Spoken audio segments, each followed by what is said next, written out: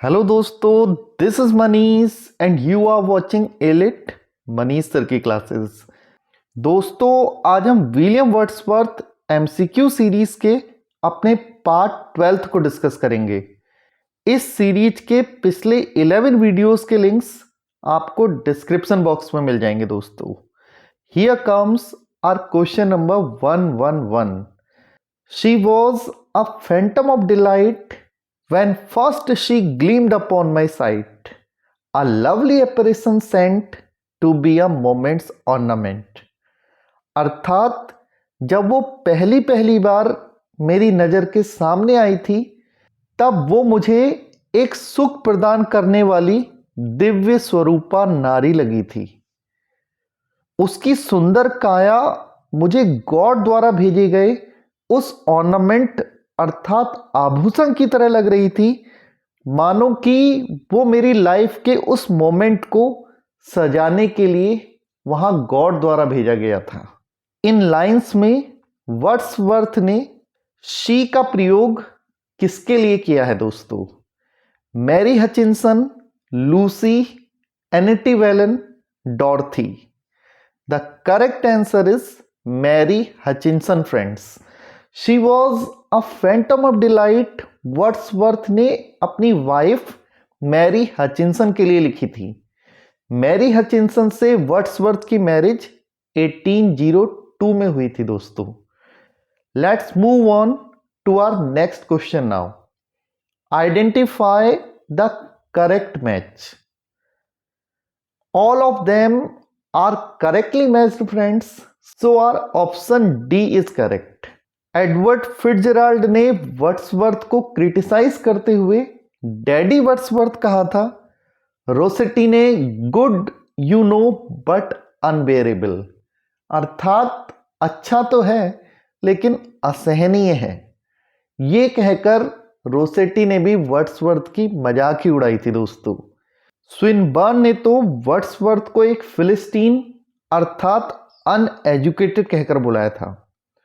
And Meredith called him a superior donkey, अर्थात Meredith ने Wordsworth को बड़ा वाला गधा कहकर बुलाया था। दोस्तों, ये वर्ड्सवर्थ पर दिए गए लेस पॉपुलर क्रिटिकल रिमार्क्स हैं। दोस्तों, मोर पॉपुलर क्रिटिकल रिमार्क्स हमने पिछले वीडियोस में कवर किए थे और उसी से रिलेटेड आपके लिए आज का प्रश्न भी है। दोस्तों, आपको कमेंट बॉक्स में बताना है कि वर्ड्सवर्थ को इन अलग अलग नामों से किन अलग अलग राइटर्स ने बुलाया था। उन्हें मॉरल यूनक किसने कहा था? द लॉस्ट लीडर किसने? ईगोटिस्टिकल सब्लाइम टर्म का प्रयोग उनके लिए किसने किया था? और किसने उन्हें चिढ़ाते हुए विलियम टर्ट्सवर्थ का नाम दिया था? अगर आपने वर्ड्सवर्थ पर बने पिछले वीडियोज अच्छे से देखे हैं दोस्तों, तो you will be able to answer this question in a snap of finger. चलिए अब आगे बढ़ते हैं। दोस्तों, वर्ड्सवर्थ ने जो कुल मिलाकर 523 सोनेट्स लिखी हैं, उनमें से सिर्फ एक ही शेक्सपियरियन सोनेट है। दोस्तों, बाकी की सारी पेट्रार्कन सोनेट हैं। तो हमें वर्ड्सवर्थ द्वारा लिखी गई उस शेक्सपियरियन सोनेट को पहचानना है।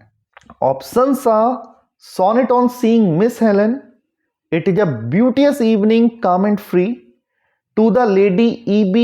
and the Honorable Miss P, the world is too much with us. Option C, To the Lady E.B. and the Honorable Miss P is the right answer, friends.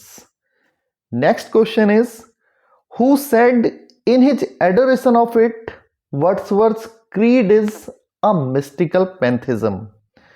अर्थात Wordsworth के लिए किसने कहा है प्रकृति के प्रति उनकी आराधना में उनका पंथ एक रहस्यमय सर्वेश्वरवाद रहा है? Options are Stopford Brooke, Cazamian, Legouis, ओबेडिवियर।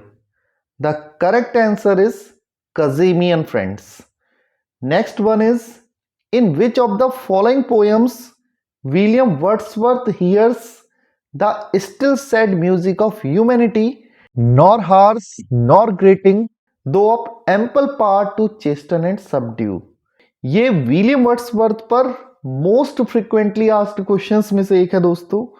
ये लाइंस भी उतनी ही कॉमनली आस्क्ड लाइंस हैं जितनी कि our birth is but a sleep and a forgetting है। बर्थ को स्लीप और फॉरगेटिंग कहने वाली लाइन हमें इमॉर्टलिटी ओड में देखने को मिलती है, और इस क्वेश्चन में पूछी गई still said music of humanity वाली लाइन टिंटन एबी में देखने को मिलती है दोस्तों। हमें ये दोनों लाइंस ही बहुत अच्छे से याद रखनी है। और क्वेश्चन में आई हुई टिंटन एबी की लाइंस का हिंदी अनुवाद है, अब मुझे प्रकृति में मानव जाति का ध्वनि रहित गंभीर संगीत सुनाई पड़ता है, जो कि ना तो कर्कश है और ना ही इतना नीरस कि झल्लाहट पैदा कर दे। यद्यपि वो ध्वनि रहित तो है, फिर भी इतना सशक्त है कि वो मेरी आत्मा को शुद्ध करने और मुझे सही मार्ग दिखाने का काम बखूबी करता है। नेक्स्ट क्वेश्चन इज, किसने कहा है कि वर्ड्सवर्थ अगर ज्यादा नहीं तो कम से कम उतना ही अच्छा पोइट ऑफ पेन तो है ही जितना अच्छा कि वो पोइट ऑफ नेचर है, और वर्ड्सवर्थ के हाथों में पोइट्री ऑफ मैन का भी उतना ही अच्छा डेवलपमेंट हमें देखने को मिलता है जितना कि पोइट्री ऑफ नेचर का। Options are Cazamian, Stopford Brooke, Legouis, Aubrey de Vere. The right answer is Stopford Brooke. Next one is, identify the first sonnet of William Wordsworth.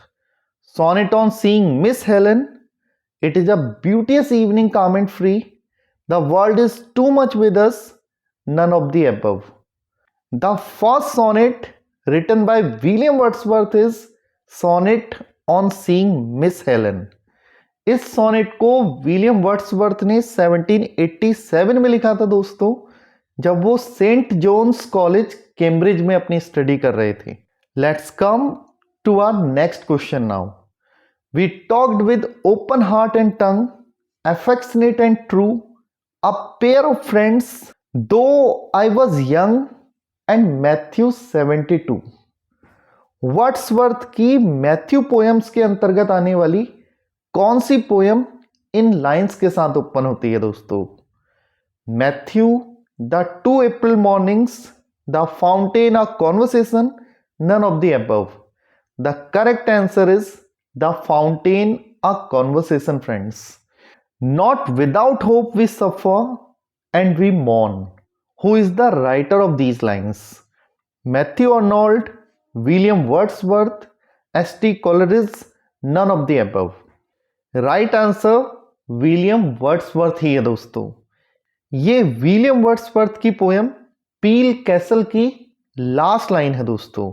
इस पोएम को वर्ड्सवर्थ ने ब्योमॉन्ट द्वारा पील कैसल की उजड़ी हुई painting से inspire होकर लिखा है दोस्तों, और ये पोएम 1807 में द पोएम्स इन 2 वॉल्यूम्स में पब्लिश हुई थी दोस्तों। Our question number 120th is, the soul that rises with us our life's star hath had elsewhere its setting and comes from afar। अर्थात हमारी आत्मा जो हमारे साथ जन्म लेती है एक बहुत दूर से आए हुए उस नक्षत्र के समान होती है जो पहले ही कहीं अस्त हो चुका होता है। ये लाइंस हमें वर्ड्सवर्थ की किस पोएम में देखने को मिलती है दोस्तों? Options are the prelude, education of nature, Tintern Abbey, immortality ode. The last one, immortality ode, is the right answer friends. These are those 3 lines which is preceded by the most popular line of this ode, our birth is but a sleep and a forgetting. With this, I end today's class, friends. Thank you very much.